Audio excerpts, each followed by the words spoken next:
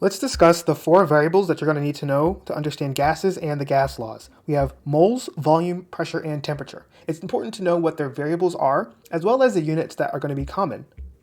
First one is going to be moles. We use a lowercase n to represent moles. Now, the unit is going to just be MOL. If you have grams, convert it to moles. If you need grams, convert it from moles to grams. Review your molar conversions and the fact that you have to use molar mass if you want to convert grams to moles or moles to grams. We also have volume, which is a capital V. The units are usually going to be liters, but you might also see a cubic decimeter. They are actually equal.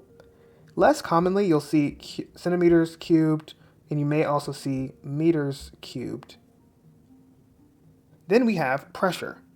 Pressure has a lot of different units, so you're probably going to want to spend some time understanding how to convert between pressure units, but the main ones are going to be ATM for atmospheres, kPa for kilopascals, millimeters of mercury, which is equal to, in magnitude, torr. All of those are pretty common.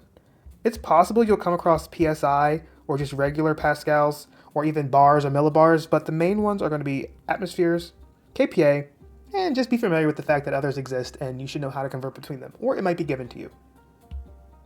And then we have temperature, which is signified by a capital T for the variable. The units you're going to use for temperature is going to be Kelvin, just Kelvin. If you have Celsius, convert it to Kelvin. If you have Fahrenheit, probably convert it first to Celsius and then convert it to Kelvin. But Kelvin is going to be the one that you absolutely need to use. Really big mistake for people to use Celsius because it actually messes up the math quite a bit. Now, let's put these variables in order for the ideal gas law. We have P, we're multiplying that by V, and that's going to be equal to the rest of the equation. So we have PV equals, now we start with the other variables. We have N, so we need to move an N over here. Then we have a proportionality constant called R. So that's going to be here. We'll talk about what those units are going to be. The units for R really do depend on the other units. And then we have T, which is going to go after that. So this is the ideal gas law, PV equals nRT. Sometimes people just call it PivNRT. Notice how there are multiple different units, which means that if the units are different, then the units for R are going to be different. But I'm just going to highlight the main units, and that'll tell you the main units for R. So moles is about all you got for N. Liters is most common in chemistry for the volume. Atmospheres is pretty dang common as well, so I'm going to highlight that.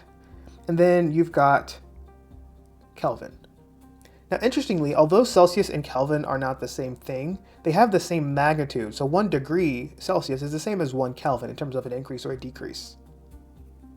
Now, let's take a second to examine the units for R. To do that, I'm going to take the equation PV equals nRT, and I'm going to rearrange it to solve for R. So I'm going to divide both sides by NT, and that gives me PV over NT equals R. I'm going to replace the P, the V, the N, and the T by the units that are most common for them. So for P, it's going to be atmospheres. For V, it's going to be liters. For N, it's still going to be moles. And then for T, it's going to be Kelvin. So this weird looking unit, this composite unit, is actually going to be the unit for R. So let's review. We know the units for pressure are typically going to be atmospheres or something. I'd recommend atmospheres to just get it into atmospheres. Then we have volume, which is usually going to be liters. We have N, which we know is moles. And we have T, which we know is Kelvin. That means that the units for R depend on all the other units. So liter, atmosphere, mole, Kelvin, it doesn't really matter if you do liter, atmosphere, or atmosphere liters. But this is the main unit for R. And R has a value. So 0.08206 is a constant that helps to tie all the other variables together. And when you have 0.08206, you're going to use this unit for R. So I'm going to copy this, and I'm going to put it here.